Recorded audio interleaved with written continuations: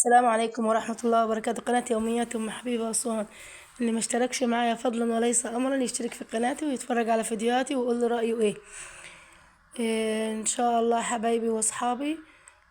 فضلا وليس أمرا يشتركوا معايا. اللهم صل وسلم وبارك على سيدنا محمد وعلى أهله وأصحابه وسلم. ربنا يكرمنا يا رب ويكرمكم بالصحة والعافية. احنا النهاردة بقى عاملين محشي كرنب.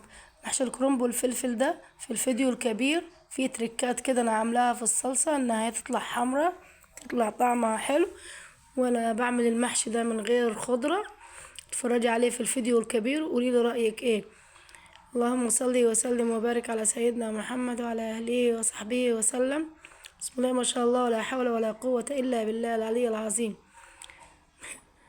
فالعيال هنا مستنيين بقى ان انا احط لهم المحشي. وانا طبعا باكل، ما بحبش بستناش على المحشي، ما بقدرش اقاوم.